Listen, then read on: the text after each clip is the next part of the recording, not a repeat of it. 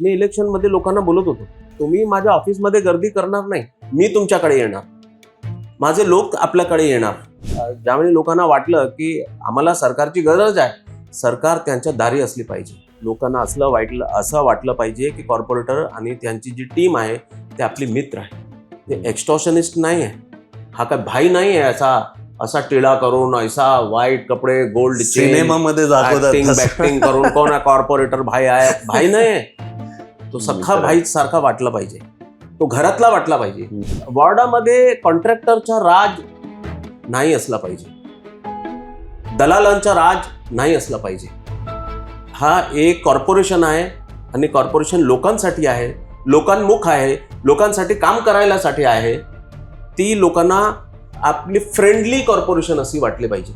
आता फुटपाथ हा लोकांसाठीच आहे. माझा सर्वात पहिला भाषणामध्ये पण बोललो, सर्वात पहिला आपल्याला ही जी माफियाज आहे ना, हे हॉकर माफिया आहे. हे इकडले काय कुर्लेमधले काय कुठे कुठे हे इकडे येतात आणि त्याचं इंटेन्शन बिझनेस हा नसतो, पण जागा कब्जा करण्यासाठी असतो.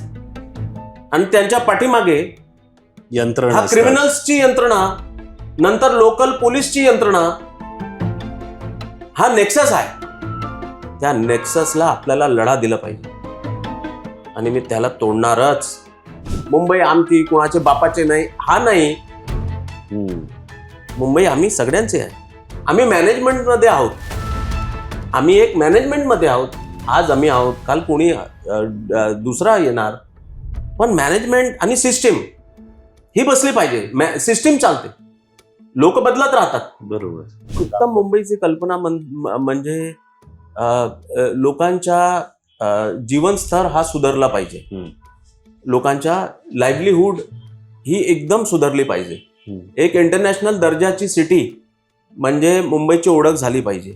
या वॉर्डच्या सर्वात जास्त समस्या काय आहेत ज्या जनतेकडून तुमच्याकडे आल्या? ह्या वॉर्डची लोक आज जर त्यांना तुम्हाला का तुमच्या टीम पर्यंत पोहोचायचं आहे आणि जर ते बघतायत तर सर्वात व्हॉट्सॲप आहे, इंस्टाग्राम आहे, फोन नंबर, कुठलं माध्यम आहे की ज्यांनी पटकन ते तुमच्यापर्यंत पोहोचू शकतात?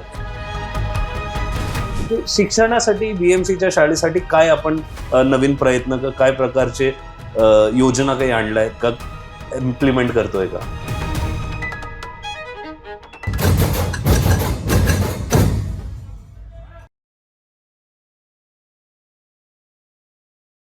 नमस्कार, मराठी मूड संवादचा अजून एक एपिसोड. मुंबईसारख्या शहरात आपण केंद्र आणि राज्याच्या या विषयांवर अनेक मोठमोठ्या चर्चा करतच असतो. पण आज जे आपले लोकल प्रॉब्लेम आहेत, नागरिकांच्या ज्या समस्या आहेत, जसं फुटपाथ, रस्ते, पाणी, पुनर्विकास योजना, रिडेव्हलपमेंट योजना, या सगळ्या विषयावर बोलण्यासाठी का ह्या समस्या लोकांपर्यंत पोहोचण्यासाठी आम्ही एक प्रयत्न करतोय. आज मालाडच्या वॉर्ड 35 चे जे नगरसेवक कॉर्पोरेटर आहेत त्यांनी आम्हाला बोलवलंय आणि त्यांनी आम्हाला वेळ दिलाय. सरकार बदललंय, नवीन कॉर्पोरेशन आली आहे, नवीन कॉर्पोरेटर आलेत. चला जाणून घेऊया काय आहे त्यांची विजन, कसे काम करणार आहेत ते लोकांसाठी, कसं ते लोकांपर्यंत पोचतात, लोकांनी त्यांच्यापर्यंत कसं पोचावं, आणि असे बरेच प्रश्नांची उत्तरं त्यांच्याकडून मिळणार आहेत. तर आपण भेटत आहोत योगेश वर्माजी यांना त्यांच्या ऑफिसमध्ये. चला विचारूया कसा आहे त्यांचा मूड. नमस्कार. तर असे आज आपल्यासोबत आज योगेश वर्माजी आपल्या संवाद या पॉडकास्टमध्ये आलेले आहेत. सर, पहिलं तर वेळ काढून तुम्ही आमच्या पॉडकास्टसाठी आलाय आणि बोलण्यासाठी पहिल्यांदा अग्री झालाय, त्यासाठी खूप खूप धन्यवाद. तर सुरू करायच्या आधी सर, पहिला कसा आहे तुमचा मूड? मूड तर एकदम चांगला असतो. कामासाठी एक जशी गंभीर्य पाहिजे, जसा कामासाठी एक उत्साह पाहिजे, तसा उत्साहित राहतो मी हर हमेश असतो. एक नगरसेवक म्हणून जे जे हवं ते म्हणताय तसाच त्यांचा मूडही आहे. तर मला पहिलाच प्रश्न तुम्हाला विचारायचा आहे की योगेश वर्माजी, आतापर्यंतचा कसा होता तुमचा प्रवास? इतके वर्ष तुम्ही काम करताय या भाजपा बरोबर, आणि कसे तुम्ही कॉर्पोरेटर झाला आणि तुमची विजन काय? मी लहानपासूनच सार्वजनिक क्षेत्रात आलो. मी पहिल्यांदा बजरंग दल मध्ये काम करत होतो. राष्ट्रीय स्वयंसेवक संघातला मी एक स्वयंसेवक आहे. नंतर अखिल भारतीय विद्यार्थी परिषदचं काम केलं मी कॉलेजमध्ये. त्यानंतर भारतीय जनता युवा मोर्चाची माझ्यावर जिम्मेदारी आली आणि वर्षानुवर्ष मी भारतीय जनता पार्टीचा युवा मोर्चा याचा मी नॉर्थ मुंबईचा प्रेसिडेंट होतो. सलग 2दा प्रेसिडेंट होतो. एकदा नंतर मुंबई भारतीय जनता युवा मोर्चाची जिम्मेदारी माझ्यावर आली. त्यानंतर मी भारतीय जनता पार्टीच्या मुंबईच्या प्रवक्ता म्हणून मी काम केलं. त्यानंतर मी भारतीय जनता पार्टी मुंबईच्या सचिव म्हणून काम केलं. मला असं वाटतं एक माझा एजच्या 15व्या वर्षात मी सार्वजनिक जीवनमध्ये काम करत आहे आणि लगातार काम करत आहे. असं नाही की माझं ज्यावेळी पोस्ट होती आणि मी काम करत नव्हता, पण युवा मोर्चाचा एक्सपिरियन्स, विद्यार्थी परिषदाचा एक्सपिरियन्स, संघातला माझे संस्कार, माझे आई, माझे वडील, माझे मामा, माझे नाना हे सगळे राष्ट्रीय स्वयंसेवक संघातले ते स्वयंसेवक होते. माझा घर मी लहानपासून ज्या मला असं वाटलं की मी काय जगाला बघायला सुरुवात केली त्या दिवसापासून मी सार्वजनिक क्षेत्रात काम करत आहे. माझे वडील हे विश्व हिंदू परिषदेचे काम करत होते. राम मंदिरचं आंदोलन मी खूप जवळने मी बघितलं. मी अयोध्यामध्ये लगातार गेलो. असा करत करत हा माझा राजनैतिक प्रवास हा कॉर्पोरेटरपर्यंत आला आणि उशिरा होईना पण मी एक कॉर्पोरेटर झालो. मुंबईमध्ये इतका काम करताना आणि पहिला मालाड पश्चिममध्ये एक 15 वर्षांनी इकडे लगातार रिझर्वेशन असल्यामुळे कधी महिला रिझर्वेशन कधी म्हणून ती संधी भेटली नव्हती. यावेळी एक ओपन वॉर्ड आला आणि मला संधी भेटली. पक्षाने मला तिकीट दिलं. मी इलेक्शन लढलो आणि कॉर्पोरेटर झालो. तर पण मला असं वाटतं की पहिला मी संपूर्ण मुंबईभर काम करत होतो. आता मात्र एक वॉर्डमध्ये काम करायचा म्हणजे माझा जे कामचा एक हा एरिया होता हा तर लहान झाला आणि मी पण एक चांगलं वाटतं. मुंबई कॉर्पोरेशन हे खूप मोठी संस्था आहे. 80,000 कोटीचा बजेट आहे. 84,000 कोटीचा बजेट आहे आणि काम करायला चांगले अधिकारी आहे. काम सतत मुंबई एक अशी सिटी आहे ती आपल्याला ॲम्स्टरडॅम किंवा शांघाई याच्या टक्करने असली पाहिजे होती आतापर्यंत. पण ते न होता किंवा क्योटो हा तर झाला नाही. पण हा संपूर्ण मुंबई एक जगाची स्लम कॅपिटल झाली आणि स्लम पण कसा बेसिक एम्युनिटीज पण नाही त्यामध्ये. आगळा वेगळा हा स्लम उभरून आला. सरकारी संपत्ती असो की फॉरेस्ट असो की कुठेही शासनाच्या नियंत्रण नव्हता. मुंबई इतकी सुंदर सिटी आहे. ह्याच्या तुम्ही लँडस्केपिंग पाहिलं तर इकडे फॉरेस्ट आहे, इकडे क्रीक आहे, खाडी क्षेत्र आहे, बॅकवॉटर्स आहे, इकडे रिव्हर्स आहे, इकडे हिल आणि समुद्र. मला असं वाटतं सगळं जे एक ब्युटिफुल सिटीसाठी एक लँडस्केप असला पाहिजे तो लँडस्केप या मुंबईमध्ये आहे. पण आमच्या पूर्वी जे पक्ष होते त्यांनी मुंबईच्या मात्र दोहन केलं. मुंबईला काय दिलं नाही. ज्याच्या ब्युटिफिकेशन एक ब्युटी हा नॅचरल ब्युटिफुल सिटी आहे, नॅचरली ब्युटिफुल आहे आणि या ब्युटीला समाप्त करण्याचं काम हे मागची सरकारने केलं. चाहे काँग्रेस असेल चाहे कुणी असेल. इकडे चांगले रस्ते व्हायला पाहिजे. इकडे चांगला लोकांचा लाईफ हा खूप सुंदर असला पाहिजे. हा जपानमध्ये कसा क्योटो आहे, किती रिव्हर्स आहे, किती क्लीन रिव्हर्स आहे. टोकियो आहे. क्योटो जास्त चांगलं आहे. हा टोकियो आहे. क्योटो सारखं आपलं शहर बनवायचं कारण की त्यामध्ये रिव्हर्स इतकं स्वच्छ आहे, एकदम पारदर्शी मिरर सारखा. बरोबर. इतकं ब्युटिफुल ट्रीज. इथला एक लाईफ स्टाईल असली पाहिजे. सिटीची एक लाईफस्टाईल असली पाहिजे. मी हा देशभरात प्रवास केला आहे. मी इंदोरला गेलो आणि इंदोरला आपण गेल्यानंतर आपल्याला वाटेल किती क्लीन सिटी आहे. हा देशातली सर्वात क्लीन सिटी म्हणजे इंदोर आहे. पण मुंबईचा नंबर हा 38 आहे. का असं बरं? तुम्ही जसं आता म्हणालात, ही तुमची एक विजन आहे की आज मुंबई सारखं शहर आहे जी इतकं सुंदर आहे की निसर्गाने त्याला एवढं सगळं आधीपासून दिलेलं आहे. खूप कमी शहरांना ही संधी मिळते इतकं छान असायची. पण जे काही मागचे काही वर्ष काही पार्ट्यांनी नाही केलं काम. आज बीजेपी आली, आज सेंटरमध्ये बीजेपी, स्टेटमध्ये बीजेपी आणि वॉर्ड लेवलवर पण बीजेपी आहे. इतकी सुंदर विजन आहे. पहिलं पाऊल आपण काय उचलतोय ही विजन, कारण तुम्ही बोलले तुम्ही मुंबईभर काम केलं आहे, तुम्ही देशभर प्रवास केलाय. वॉर्ड नंबर 35 ह्या वॉर्डसाठी आपली आता काय विजन आहे, की इकडे सर्वात पहिली गोष्ट अशी काय होती तुम्हाला वाटतं की आता मी झाल्या काम सुरू करणार आहे त्याच्यावर? मी जसं निवडून आलो तर पहिल्यांदा मला असं वाटत होतं, कारण की खूप थाक आला होता मला. आणि इलेक्शनच्या काउंटिंगच्या दुसऱ्या दिवशी, आदल्या दिवशी मला असं वाटत होतं की मी एक 9, 10, 11 वाजेपर्यंत मी झोपणार.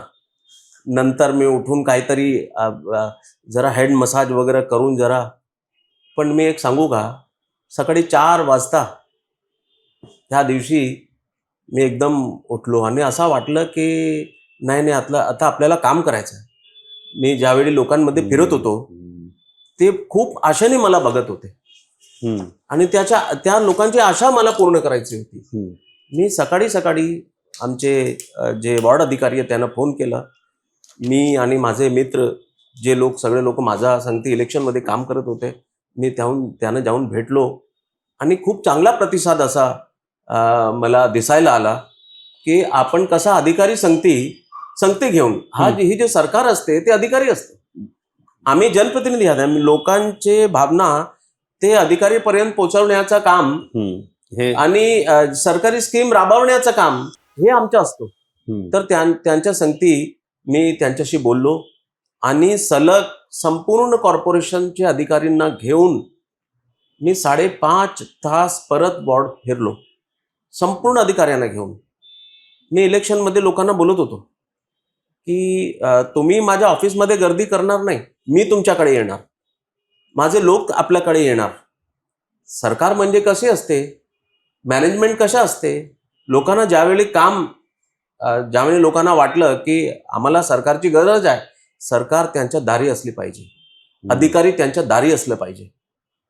कारण ही सर्व्हिस आहे, हे सर्व्हिस आहे आणि आपली जिम्मेदारी आहे. लोकांनी आपल्याला मत दिलं आहे, आपल्याला चेंज करायचं आहे, लोकांच्या मनात आपल्याला विश्वास निर्माण करायचा आहे. ते खूप इम्पॉर्टंट आहे. चाहे कॉर्पोरेशन असो, चाहे स्टेट गव्हर्नमेंट असो किंवा लोकसभा, हे जे तिघे जी संस्था आहे हे लोककल्याणासाठी आहे, लोकांची आशा पूर्ण करण्यासाठी आहे. लोकांना जसा महाभारतमध्ये द्रौपदीला वाटलं की श्रीकृष्ण आले पाहिजे आणि श्रीकृष्ण धावत गेले, असे सरकार असले पाहिजे.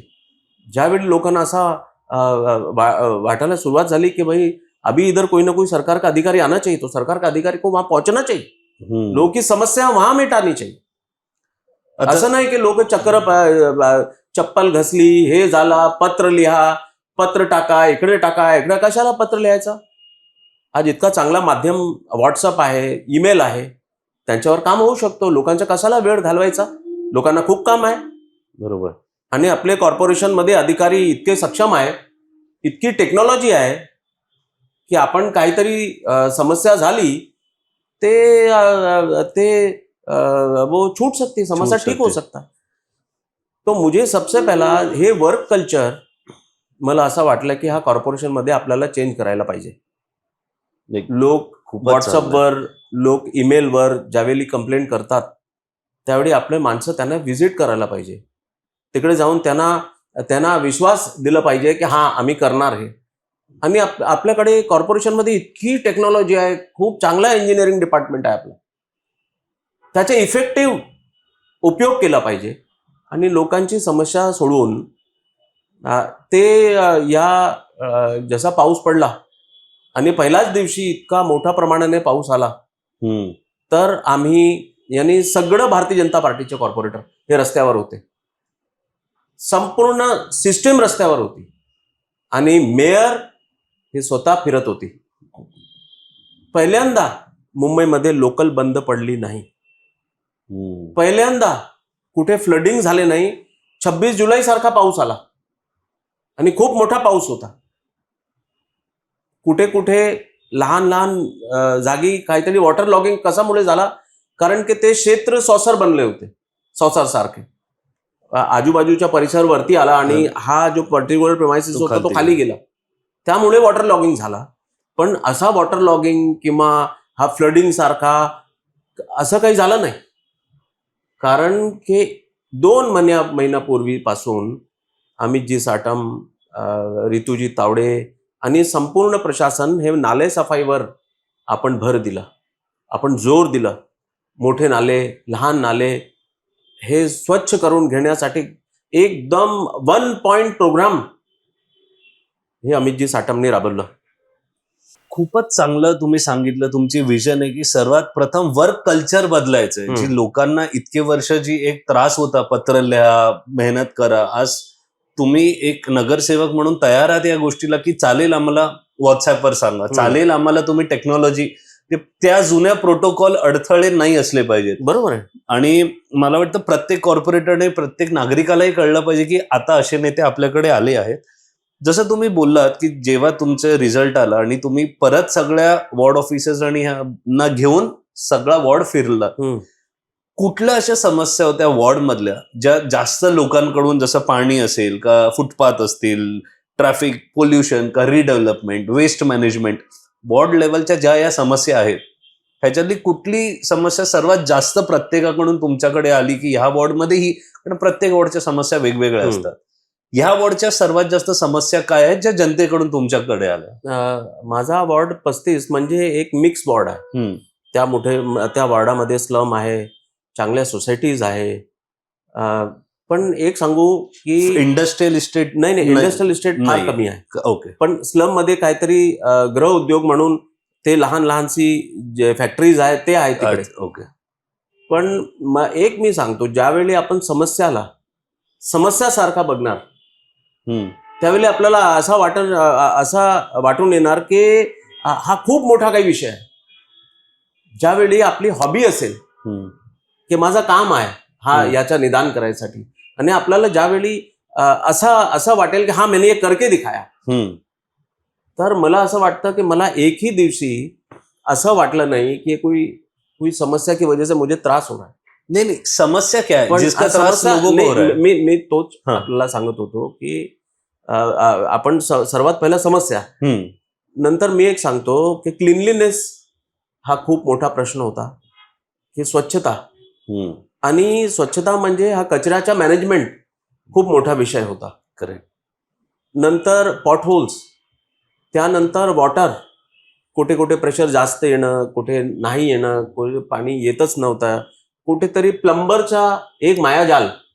तो पहिला पाणी स्लो करायचा, नंतर प्लंबरला पाठवायचा, नंतर वसुली करायचा. मी पहिला दिवस जाऊन बोललो, माझा इकडे वसुली बंद, मला इकडे वसुली पाहिजे नाही, मला इकडे एक्स्टॉर्शन पाहिजे नाही. लोकांना असं वाटलं पाहिजे की कॉर्पोरेटर आणि त्यांची जी टीम आहे ते आपली मित्र आहे, ते एक्स्टॉर्शनिस्ट नाही आहे.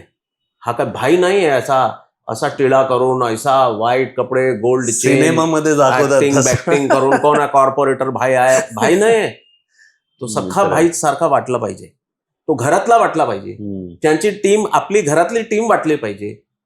लोकांना आपल्याला बोललं पाहिजे, अरे ये हुआ नाही, एकदम इझी कम्युनिकेशन झाली पाहिजे, ही झाली पाहिजे. आणि वॉर्डामध्ये कॉन्ट्रॅक्टरचा राज नाही असला पाहिजे, दलालांचा राज नाही असला पाहिजे. हा एक कॉर्पोरेशन आहे आणि कॉर्पोरेशन लोकांसाठी आहे, लोकांमुख आहे, लोकांसाठी काम करायलासाठी आहे. ती लोकांना आपली फ्रेंडली कॉर्पोरेशन अशी वाटली पाहिजे. मी सर्वात पहिला हे केलं. सर्वात पहिला अधिकाऱ्यांना घेऊन लोकांच्या घरी गेलो, त्यांच्या संगती बसून मी चर्चा केली, सोसायटीच्या चेअरमॅन सेक्रेटरी संगती बसून चर्चा केली. लोकांना असं वाटलं की कॉर्पोरेटर आला नाही पण संपूर्ण वॉर्ड आला. आज माझे वॉर्डाचे अधिकारी हे 80% जास्त सेक्रेटरीज, चेअरमॅन्स हे लोकांना डायरेक्ट ओळखतात. मला काही एजंट्स निर्माण मध्ये नको, मधला माणूसच नको. मी एक लुब्रिकेंट सारखा आहे. लोकांना काही समस्या झाली त्यांनी मला सांगितलं नाही. मी म्हणजे संपूर्ण कॉर्पोरेशन ते समस्या सोडवायला तिकडे हजर असले पाहिजे. लोकांना वाटलं पाहिजे की हां आम्ही आता समाधानी आहोत. ते करण्याचा माझी पूर्वीपासून एक चांगली युवा मोर्चातली टीम आहे. विश्व हिंदू परिषद मधले लोकांची एक माझी टीम आहे. हे सगळ्या लोकांना मी संगती घेऊन मी लोकांमध्ये जातो. माझी टीम लोकांमध्ये जाते. ते तिकडे बसतात, आपसापसात चर्चा करतात, ते चहा पितात आणि माझ्याकडे संपूर्ण डेटा आहे कुठे काय समस्या आहे. आणि माझे ते 2-3 वॉर्डातले अधिकारी लोक डायरेक्टली त्यांना फोन करतात, अरे ऐसा हो गया, ते जातात तिकडे त्यांच्याशी बोलतात. मला नंतर हा झाल्यानंतर मला फोटो, लोकांना ज्यांची समस्या होते त्यांना फोटो पाठवतात आणि असं सोल्युशन झालं. माझ्या वॉर्डामधले सर्वात पहिला एक मोठा ओपन एरिया होता. कमीत कमी 300-400 गोडाऊन अनऑथराइज ते बनले होते आणि त्यामध्ये खूप आगळे वेगळे उद्योग असे चालत होते. मी आल्यानंतर संपूर्ण त्या एरियामध्ये त्याला ध्वस्त केलं. आता तिकडे गोडाऊन नाही, ते परत ट्राय करतात पण मी परत तोडवतो त्याला.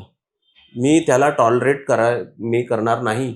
माझा इकडे हॉकर्सवर कंटिन्यूज कारवाई होत राहते. मला हे खूप आवडलं तुम्ही जे म्हणता. आणि मला माझ्या वॉर्डामधले फुटपाथ फ्री, हॉकर फ्री करायचे. फुटपाथ हे हॉकरसाठी नाही, लोकांना चालण्यासाठी आहे.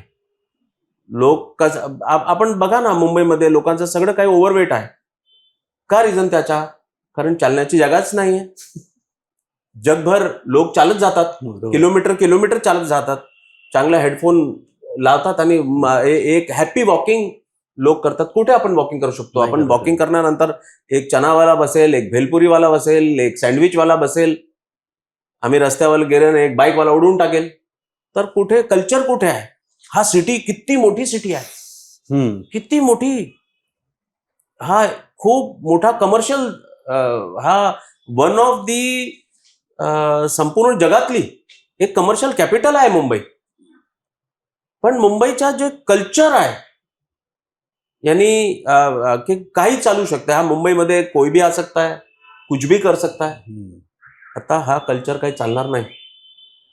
आता फुटपाथ हा लोकांसाठीच आहे. तर यासाठी हा चॅलेंज आहे, माझा समोर चॅलेंज आहे. आणि आपल्याला मी माझा सर्वात पहिला भाषणामध्ये पण बोललो, सर्वात पहिला आपल्याला ही जी माफियाज आहे ना, हे हॉकर माफिया आहे. बरोबर. हे इकडले काय कुर्ले मधले काय कुठे हे इकडे येतात आणि त्याचं इंटेन्शन बिझनेस हा नसतो, पण जागा कब्जा करण्यासाठी असतो. आणि त्यांच्या पाठीमागे यंत्रणा, क्रिमिनल्सची यंत्रणा, नंतर लोकल पोलीसची यंत्रणा, हा नेक्सस आहे. त्या नेक्ससला आपल्याला लढा दिला पाहिजे आणि मी त्याला तोडणारच. मी तोडून टाकणार या नेक्ससला. मी सोडणार नाही. माझा इकडे दलाल नको, माझा इकडे हा हॉकर्स. आपल्याला जे डेडिकेटेड झोन दिलाय तिकडे बसा. मी कोणाच्या उद्योगच्या अगेन्स्टमध्ये नाही की कोणी उद्योग करू नका, कोणी हे, पण त्याची एक डेडिकेटेड जागा आहे, लोकांची जागा आहे, ते लोकांना द्या ना. तर मला असं वाटतं की, आणि मीच नाही, हे आपले मुंबई अध्यक्ष अमित साटम त्यांचा पण विजन असंच आहे. देवेंद्रजी फडणवीस ते आल्यानंतरच आपल्याला माहीत पडलं की आपण 40 मिनिटात चर्चगेट पोहोचू शकतात. नवीन कोस्टल रोड त्यांनी इतका ब्युटिफुल केला आहे. आणि आता तो नवीन कोस्टल रोड बघा ना, एक खूप मोठा असा लोकांसाठी ओपन स्पेस क्रिएट केले देवेंद्रजींनी. वरून मोदीजींनी या मुंबईला मेट्रो दिली. मेट्रो, कोस्टल रोड, हे सगळं मिळून मुंबई 2028 ची मुंबई तुम्ही बघा, एकदम डिफरंट मुंबई असणार. नक्कीच असेल. जसं अनधिकृत हॉकर्स बद्दल ह्यांनी सांगितलं, तर मराठी मूडवर एक कम्प्लीट व्हिडिओ आम्ही बनवलाय. जे हे बोललेत एक्झॅक्टली काय आहे हॉकर्स, त्यांच्या मागे कोणाचं पाठबळ असतं आणि कशा प्रकारे ते काम करतात. जर तुम्हाला अजून माहिती हवी असेल तर नक्कीच बघा. आतापर्यंत सर काही बोललेत आणि तुम्हाला याबद्दल काही वाटतंय तर कमेंट सेक्शन मध्ये नक्कीच सांगा, कारण एवढी छान विजन आहे. टेक्नॉलॉजी बद्दल तुम्ही बोलला सर. तर मला असं आहे की ह्या वॉर्डचे लोक आज जर त्यांना तुम्हाला का तुमच्या टीम पर्यंत पोहोचायचं आहे आणि जर ते बघतायत तर सर्वात व्हॉट्सअप आहे, इंस्टाग्राम आहे, फोन नंबर, कुठलं माध्यम आहे की ज्यांनी पटकन ते तुमच्यापर्यंत पोहोचू शकतात? मला लोक फोन करतात, जास्त जास्त म्हणजे तुम्ही डिरेक्ट कॉलवर अवेलेबल आहात? एकदम 24/7 कॉलवर अवेलेबल आहे. नंबर 1. नंबर 2, माझे जे कार्यकर्ते आहे त्यांच्या ते पण एकदम माझ्यापेक्षा जास्त ऍक्टिव्ह आहे. कारण की आम्ही सगळे लोक चळवळीने आलेले आहे. आयतं मिळालं नाहीये काही असं नाहीये. सगळे लोक विद्यार्थी परिषदेमध्ये, युवा मोर्चामध्ये, विश्व हिंदू परिषदमध्ये, बजरंग दलमध्ये आम्ही सगळे कार्य करत होतो आणि काहीतरी चेंज व्हावा त्यासाठी आम्ही कार्य करत होतो. एजंट करण्यासाठी नाही, माफिया बनण्यासाठी नाही, किंवा या मुंबईमध्ये आमचा राज असला पाहिजे असं नाही. मुंबई आमची, कुणाचे बापाचे नाही, हा नाही. मुंबई आम्ही सगळ्यांचे आहे. आम्ही मॅनेजमेंटमध्ये आहोत. आम्ही एक मॅनेजमेंटमध्ये आहोत. आज आम्ही आहोत, काल कोणी दुसरा येणार. पण मॅनेजमेंट आणि सिस्टीम ही बसली पाहिजे. सिस्टीम चालते, लोक बदलत राहतात. बरोबर. आणि असा होणारच. हा काही माफियागिरीचा धंदा करायला किंवा कोणी फॅमिलीच्या भरण पोषण करायला, कोणासाठी लँड रोवर आणायला हा सिटी नाही. हा सिटीच्या यूथ त्याच्याकडे लँड रोवर असली पाहिजे आणि तो ड्राईव्ह करून कुठेही जायला पाहिजे. चालवायला पॉटहोल फ्री रस्ते असले पाहिजे. पॉटहोल फ्री रस्ते नाही, पण सुंदर रस्ते असले पाहिजे. आपण कामावर जाताना एक चांगला ब्युटिफुल रस्ता, चांगले सुंदर पेड, ग्रीनरी असा बघून जर आपण कामामध्ये गेले तर एक चांगला मूडनी व्यक्ती काम करू शकतो. कुठे रस्त्यापर्यंत रिक्षावाल्याची 2 गोष्टी झाली, नंतर बाईकवाल्याची भांडण झाला, काय करू शकतो तिकडे जाऊन? खराब मूडमध्ये. पण हा सिटी हॅपी असली पाहिजे, वातावरण हॅपी असलं पाहिजे. लोकांमध्ये आपसापसात हे फ्रस्ट्रेशन आहे ना, हे फ्रस्ट्रेशन संपवली पाहिजे. ती कशी होणार? ती आपण जर ब्युटिफुल केले, चांगले वृक्ष लावले. मी सजेशन दिला होता की हे काय नाव आहे त्याचा, असे चांगले चांगले कलरफुल वृक्ष जे रस्त्याला बघायला चांगले सुंदर वाटले पाहिजे. काय फुल असले पाहिजे. कुठेतरी एक चांगला लँडस्केपिंग करून 2 बेंच टाकली तर व्यक्ती निवांत बसलं पाहिजे तिकडे. काही विचार केलं पाहिजे. ह्या मुंबई फिल्म इंडस्ट्रीची मुंबई होती, हा बॉलिवूड होता. खूप मोठमोठे रायटर्स, विचारक, म्युझिशियन्स आहे, अजूनही आहे. आणि ते पण बघा ना, पूर्वीचे तुम्ही मूवीज बघा, जी डेप्थ आहे ती डेप्थ कशाला नाहीये? कारण की ते विचार करण्याचा जे एक वातावरण होता, एन्व्हायरमेंट होता, तो नाही आहे. तो एन्व्हायरमेंट परत आपल्याला आणावे लागेल. ती डेप्थ असली पाहिजे. डेप्थ कधी येते? ज्यावेळी संपूर्ण वातावरण चांगला वातावरणमध्ये चांगल्या विचारची उत्पत्ती होते. खराब वातावरणमध्ये फ्रस्ट्रेशनचा निर्माण होतो आणि फ्रस्ट्रेशनचे विचार आणि चांगल्या मूडचे विचार खूप वेगळे असतात. हा चांगल्या वातावरणचे चांगले विचार हे निर्माण करण्याचं काम आपलं आहे आणि आपली टीमचं आहे. खूपच छान. आणि चांगलं वातावरण आणि सुंदरता या 2 विषयावर आज तुम्ही आता बोलला आणि तुम्ही बोलता इंदोर मॉडेल बद्दल पण बोलला होता आणि तुम्ही तुमच्या काही भाषणात आणि काही सांगितलं की ती एक खूप छान गोष्ट जी तुम्हाला अडॉप्ट करायची. त्या पद्धतीने काय प्रयत्न आज सुरू आहेत? जसं की डोर टू डोर कलेक्शन झालं का, डम्पिंग स्पॉट, कारण आपण बरेचदा रस्त्यावर चालताना बघतो कचरा पसरलेला असतो. मग ह्या सगळ्या ज्या महत्वाच्या पण छोट्या छोट्या गोष्टी आहेत, यासाठी काय पावलं उचलली आहेत आणि लोकांना पण त्याची माहिती, कारण शेवटी साफ करणारा सफाई कर्मचारी किती वेळा करणार, ती लोकांना पण ती एक समज असली पाहिजे की कुठे कचरा फेकला पाहिजे. दुसरा एक जो विषय आपल्याला की कचऱ्याचे डबे चोरीला जातात लावलेले. खूप नागरिकांची कंप्लेंट असते की अरे कचरा टाकायला डबाच नाहीये. मग ह्या एक इंदोर मॉडेल आणि क्लीनलीनेस आणि ह्याच्यावर काय आपण पावलं उचलली आहेत आणि कसा त्याचा प्रतिसाद आहे नागरिकांकडून पण? हे बघा, सर्वात जास्त डीप क्लिनिंग हा माझ्या क्षेत्रात झाला. मी त्याच्यावर भर दिलं, डीप क्लिनिंगवर. हम्म. आणि त्यानंतर आम्ही खूप मोठ्या प्रमाणाने मोठे डबे वाटप केले सोसायटीजमध्ये. आम्ही आता ते पॉइंट्स आम्ही आयडेंटिफाय करत आहोत जिकडे लोक आवर्जून जाऊन कचरा टाकतात, रस्त्याच्या कुठे साईडला, कोपऱ्याला. इकडे तिकडे. असं आम्ही बसून ते सगळं पॉइंट्स आम्ही काढले आहे. आम्ही सतत लोकांमध्ये जाऊन लोकांना आम्ही हे सांगतो की तुम्ही इकडे टाकू नका. तुम्ही हा घंटी गाडी म्हणून एक व्यवस्था आहे कॉर्पोरेशनची की इतका वाजेपर्यंत ती गाडी आपल्या दारीत येणार, तुम्ही त्यामध्ये कचरा टाका. पण लोकांची जी सवय आहे ते हळूहळू मला असं वाटतं की लोकांना समज पडेल की आपला परिसर स्वच्छ ठेवला पाहिजे. परिसर स्वच्छ ठेवल्याने आपली प्रकृती चांगली असेल. तर आपण असे एक 10-12 पॉइंट आमच्याकडे आहे आणि तो आता रिड्यूस होऊन आता मात्र 3-4 पॉइंट राहिले. पण मोठ्या प्रमाणाने मी असे पॉइंट कमी केले आहे आणि लोकांमध्ये जाऊन जागृती करून. आणि एक चांगलं आहे की आमचे जे वॉर्ड अधिकारी आहे म्हणजे कुंदन वल्वीजी, ते पण तसंच एकदम एन्थुसियास्टिक आणि काम करणारे आहेत. आमची इकडली डीएमसी आहे कापसे मॅडम म्हणून, ती पण खूप अग्रेसिव्हली काम करण्यासाठी, याने एक फोन केला तर 1 तासामध्ये आपल्याला असं वाटतं की हा अधिकारी एकदम ऍक्टिव्ह झाले आहे. ही जी वर्क कल्चरच्या चेंज आहे ती भारतीय जनता पार्टी आणि शिवसेनेमुळे झालेलं आहे. हे वर्क कल्चर जिथपर्यंत हा चेंज होऊ शकत नाही, संपूर्ण कल्चर बदलायला पाहिजे. हा भारतीय जनता पार्टीच्या ह्या शहरानं मला असं वाटतं की खूप मोठा कॉन्ट्रीब्युशन आहे. आता जसं हे तुम्ही परत मी साफसफाई या विषयाकडे येते, कारण तो खरोखर गांभीर्याचा विषय, कारण नसते ती स्वच्छता.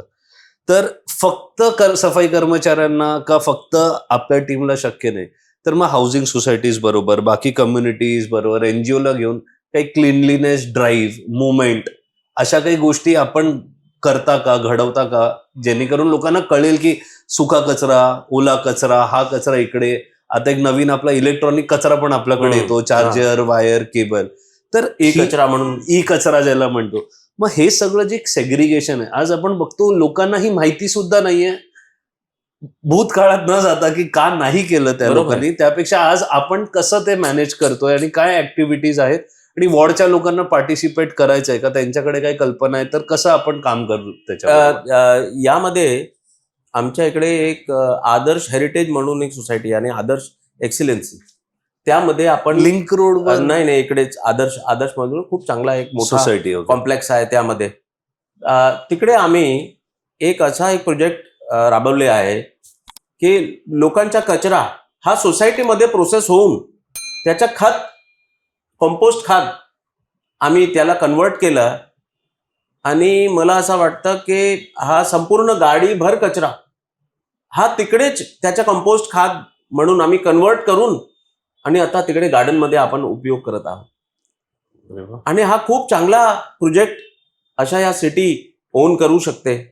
आणि आता आपण बघितलं की खूप मोठे मोठे कॉम्प्लेक्सेस आपल्याकडे येत आहे. क्लस्टरच्या डेव्हलपमेंट पुढच्या वेळी होणार आहे आणि कचऱ्याच्या ढीग न लागता सोसायटीमध्येच कचऱ्याचा प्रोसेस होऊन गिला कचरा, सुका कचरा आणि ई वेस्ट हा तिघांना सेग्रिगेट करून आणि त्याच्या प्रोसेस करून तो चांगली खत होऊ शकते. प्रधानमंत्री मोदीजी ने आता अपील केली आहे की आपल्याला स्वतःची खत आता निर्माण, आता खूप मोठ्या प्रमाणाने बाहेरून, रशियावरून किंवा चायनावरून आपल्या इकडे खत येते. जर संपूर्ण सिटी आणि संपूर्ण देश असा प्रोसेस करून एक चांगला खत आपणच बनवू शकतो तर आपल्याला हा पण एक खूप मोठा कॉन्ट्रीब्युशन देशासाठी आपला होऊ शकतो.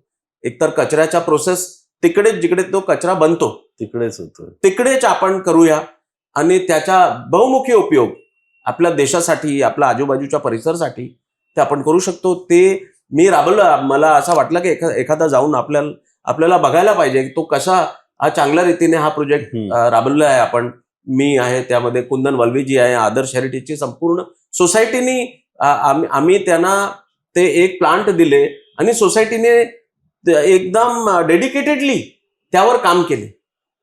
हा पब्लिक सरकारच्या जे पार्टनरशिप आहे त्यामुळे चेंज होऊ शकतो. पण हा कसा होणार, ज्यावेळी लोकांना विश्वास बसेल हे सरकार काम करणारी सरकार आहे, त्यावेळी लोक पुढे येणार, चांगले लोक पुढे येणार. मी कुठेही जातो, मी माझा सॅटर्डे संडे हा जनसंपर्कासाठी म्हणजे आपल्या ऑफिसमध्ये मोठी कुर्सीवर बसायला हा नाही, मी लोकांमध्ये जातो, सोसायटीच्या चेअरमॅन सेक्रेटरीला सांगतो की मी येतो आपल्याकडे, आणि मी संपूर्ण सोसायटीमध्ये जाऊन त्यांची काय समस्या आहे काय समस्या नाही ते आम्ही लिहून घेतात. आणि कधी मोठ्या प्रमाणाने तर मी सरकारी अधिकाऱ्यांना घेऊन जातो. आणि माझा प्रयास असा असतो की आम्ही जास्त लोकांना समाधान देऊ शकतो. पण काही विषय असे असतात की खूप टेक्निकल असतात, त्या विषय सोडलं तर जास्त जे नॉर्मल विषय आहे त्याच्यावर आम्ही खूप चांगल्या रीतीने लोकांना समाधान करू शकतो, आणि समाधान केलं आहे. स्वच्छता झाली, आता सर्वात महत्वाचं आहे शिक्षण. आणि गेले काही दिवस आपण बघतोय देशभरात शिक्षण या गोष्टीला घेऊन खूप काही चालू होतं, ते तर विषय संपला. पण आजही बीएमसीच्या ज्या आपल्या या शाळा आहेत तिकडे मिळणारा जो शिक्षणाचा दर्जा आहे तो वाईट आहे, आपण एक्सेप्ट केलं पाहिजे का होता. त्यासाठी काय प्रयत्न बीएमसी, कारण तिकडे येणारी मुलं हे उद्याचं भविष्य आहे. आज त्यांना जर शिक्षण, आणि 9वी-10वीतल्या पोरांना साधं इंग्रजीचं एक वाक्य नीट बोलता येत नाही नव्हतं त्यांच्याकडे, त्यासाठी आपण काय वेगळं करतोय, कुठल्या एनजीओज बरोबर टायप का लोकल सोसायटीज, ते शिक्षणासाठी बीएमसीच्या शाळेसाठी काय आपण नवीन प्रयत्न, काय प्रकारचे योजना काही आणल्यात का, इम्प्लिमेंट करतोय का? सर्वात पहिला मला असं वाटतं की सध्या बीएमसीचे मोठ्या प्रमाणाने बिल्डिंग्स जी आहे कॉर्पोरेशनची, स्कूल बिल्डिंग्स आपण जाऊन जर बघाल तर आपल्याला असं वाटणार की हा कोणीतरी मोठा प्रायव्हेट स्कूल आहे की काय. आणि त्याचं नाव पण आता मुंबई पब्लिक स्कूल म्हणून आता नवीन केले, आणि खूप मोठ्या प्रमाणाने आपण तिकडे चांगलं उत्तम शिक्षण तिकडे मिळण्याचा आम्ही खूप चांगला प्रयत्न करीत आहोत. शाळकरी मुलांना त्यांच्या संपूर्ण साहित्य पहिल्याच दिवशी या वर्षी त्यांना भेटलं आहे, चाहे बुक्स असो किंवा बस्ता किंवा कंपास बॉक्स किंवा जे साहित्य त्यांना लागतो त्या साहित्य त्यांना भेटलं आहे. आणि मुले जास्त या स्कूलमध्ये शिक्षण घेतले, ह्याच्यावर आमची संपूर्ण शिक्षण समिती हा विशेष लक्ष देत आहे. आणि वॉर्डामध्ये आम्ही आमचा कंटिन्यूस प्रवास ह्या स्कूलामध्ये असतो. तिकडे काय त्यांना काय गरज वाटते, काय विषय आहे त्यांना मिटिगेट करण्यासाठी आम्ही त्यांच्याशी सतत संपर्कमध्ये राहून आणि चांगला काम करण्याचा आम्ही तिकडे प्रयत्न करतो. ओके, ठीक आहे, ह्याच्यावर जास्त नको, कारण शाळा म्हटलं तो विषय वेगळा. उत्तम मुंबईची जी एक संकल्पना आहे आपली, आणि तुमच्या पण काही आम्ही इंटरव्ह्यूज मध्ये बघितलं की ते पण तुम्ही इकडे खूप मोठ्या प्रमाणावर इम्प्लिमेंट करायसाठी प्रयत्न करतायत. आणि मग त्या विषयावर आम्हाला थोडं अजून, की उत्तम मुंबई ही जी कल्पना आहे कसं एक्झिक्युशन चालू आहे त्याचा. बघा, मी तुम्हाला 6च महिने झालेत पण प्रश्न असे विचारतोय की तुम्ही बरोबर आहे, बरेच वर्ष आपल्याला पण माहित असलं पाहिजे आपल्याला काय करायचं आहे, तर हा खूप इम्पॉर्टंट आहे. सो त्याच्याबद्दल उत्तम मुंबई, कारण लोकांना पण कळेल, खूप लोकांना मुंबईच्या माहित नाहीये की सरकार अशा सगळ्या योजना राबवतीये, तर काय आहे ती उत्तम मुंबई योजना आणि कसं आपण उत्तम मुंबईची कल्पना म्हणजे लोकांच्या जीवन स्तर हा सुधारला पाहिजे, लोकांच्या लाईव्हलीहूड ही एकदम सुधारली पाहिजे. एक इंटरनॅशनल दर्जाची सिटी म्हणजे मुंबईची ओळख झाली पाहिजे. त्याचे रस्ते हा ट्रॅफिक फ्री असलं पाहिजे, पाणी एकदम स्वच्छ क्लीन असले पाहिजे, फुटपाथ वॉकिंग करण्यासाठी असले पाहिजे, सिग्नल्स आणि रोडच्या व्यवस्था, जिकडे जिकडे जाम लागतो किंवा लोकांना त्रास होतो ह्या क्षेत्रांना आयडेंटिफाय करून त्याच्यावर नंतर मोठ्या प्रमाणाने आपण बिग STP प्लांट्स मुंबईमध्ये खूप मोठ्या प्रमाणाने आम्ही करत आहोत. कोस्टल रोडची संकल्पना खूप प्रभावी रीतीने आपण राबवत आहोत. आपण बघितलं तर वर्सोवामध्ये आता 3 वर्षानंतर मला ते चर्चगेट हे इतकं सोपं होईल की आपण 30 मिनिटाने आपण नरिमन पॉइंट आपण पोहोचू शकणार. इकडे इतका मोठ्या प्रमाणाने कोस्टल रोडचा जाल 3 वर्ष लागतील हा, हा हा, तयार हा व्हायला. तयार जो व्हायला. मडून येणार आहे तो मड इकडे हा बॅक रोड म्हणतात त्याला, इन इनऑर्बिटच्या पाठीमागे ते वर्सोवाला होऊन कोस्टल रोडशी त्याच्या आर्म तो जॉईंट होणार. तर हा जो इंटरनल ट्रॅफिक आहे त्याच्यावर जे भर आता सध्या आहे वेस्टर्न एक्सप्रेस हायवेवर जे जास्त ट्रॅफिक होतो हा कमी होणार. कारण की आपल्याला एक ऑल्टरनेट रस्ता, खूप मोठा रस्ता आणि सिग्नल फ्री रस्ता असा भेटणार आहे. एक मोठ्या प्रमाणाने गाड्या तिकडे जाणार आणि इंटरनल जे एन्व्हायरमेंट आहे जे खूप पोल्युटेड होता आणि आता आपण बघणार की जे एन्व्हायरमेंटमध्ये पार्टिकल्स आहे ते पण कमी होणार. AQI चांगलं वाढणार. त्यामुळे ट्रॅफिक कमी असल्यामुळे लोक वॉकिंग करू शकतात. काहीतरी त्यांना एक असा चांगला एक वातावरण निर्मिती करू शकतो. तर मला असं वाटतं की हा चांगली मुंबईसाठी क्लीन मुंबई आणि ग्रीन मुंबई ही संकल्पना आपण पुढे जाऊन आम्ही करणार आहोत. आणि जितके अँगल्स आहे मुंबईला एक इंटरनॅशनल सिटी करण्यासाठी इकडे आता आपण जर बघितलं असतं तर देवेंद्रजीची सरकार आल्यानंतर स्लम फ्री हा खूप मोठ्या प्रमाणाने हा सिटीमध्ये होत आहे.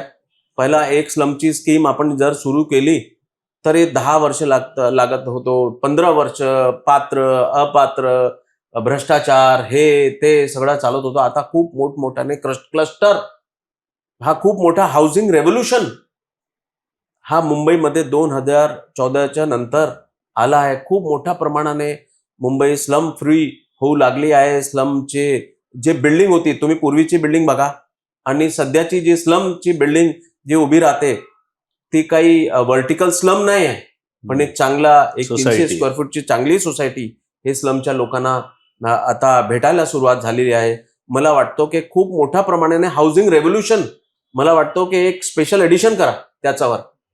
आणि एक 2014च्या पहिलेचा सरकार त्यामध्ये हाऊसिंग स्टॉक बिल्डर होतो त्याच्या पूर्वी तो 10 पोलिसांना घेऊन संगती फिरत होतो. का फिरत होतो? कारण की गँगस्टर्स त्यांना फोन करत होते. एक बिल्डिंगच्या भूमिपूजन केला की 4 गँगस्टर त्यांना फोन करत होते, मेरा हप्ता निकालो. आता इतके मोठमोठे कॉर्पोरेट्स आले आहे, कोणी फोन करतो का त्याला? त्यामुळे चांगला हाऊसिंग सोसायटीज, चांगले बिल्डर्स, चांगले आर्किटेक्ट्स हा सरकार जेव्हा चेंज होते आणि त्याचा चेंज लोकांना त्याचा लाभ झाला पाहिजे. साधारण माणसाला असं वाटलं पाहिजे की हा सरकार बदली झाली आहे. सोसायटीची रिडेव्हलपमेंट किती मोठ्या प्रमाणाने सगळीकडे सुरू आहे. हे जे जुनी सोसायटी होती, पहिला तुम्हाला माहित आहे का हा एकदा सोसायटी बिल्डरने तोडले तर परत कधी तो सुरुवात करेल, काय होईल ते लोकांना माहीतच नव्हते.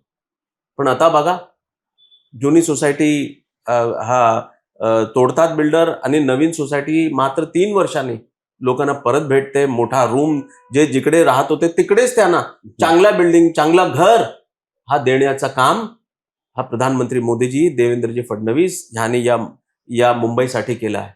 रिडेव्हलपमेंट बद्दल माझा प्रश्नही होता की जुन्या बिल्डिंग आणि झोपडपट्टी रिडेव्हलपमेंट, एक पर्सनल लेवलवर विचारू पॉलिटिक्स बाजूला, झोपडपट्टी असेल तर फुकट घर देणं हे योग्य आहे का? मुंबई कर्मचारीमुळे चालतो, मुंबई पिऊन मुळे चालतो, मुंबई हेल्पर्स मुळे चालतो, मुंबई ऑटो रिक्षावाला, कार ड्रायव्हर्स हे कुठे राहतात? हे या स्लममध्ये राहतात. जर त्यांना चांगलं घर भेटणार तर त्यांचे जीवनमध्ये काही चांगला काही एक वेगळं त्यांचा एक लाईफस्टाईल, त्यांच्या पण लाईफस्टाईल चेंज व्हायला पाहिजे. त्यांच्याकडे पैसे नाही आहे, त्यांना असं वाटतं की बांगलादेशीनं तिकडून आणून इकडे आपल्याकडे आपण ठेवलं तर ते आपल्याला वोट देतील. असा जितेंद्ररावांना पण वाटत होतं. पण ज्यावेळी मोठा झाला बांगलादेश, जास्त मोठा झाला, लात मारून काढून टाकला त्याने. ते बघितलं ना, करप्शन पहिला वरपासून सुरू होतो, नंतर खालीपर्यंत पोहोचतो. वरचा करप्शन आम्ही बंद करणार, आपोआप धीरे धीरे हा खालचा करप्शन पण कमी होणार आणि खतम होऊन जाणार. माझ्यासाठी अकाउंटेबिलिटी ही सर्वात पहिली आहे. सर्वात पहिली ज्या लोकांनी मला निवडून दिलं आहे त्या लोकांसाठी मी अकाउंटेबल आहे, हम्म. अकाउंटेबल राहणार.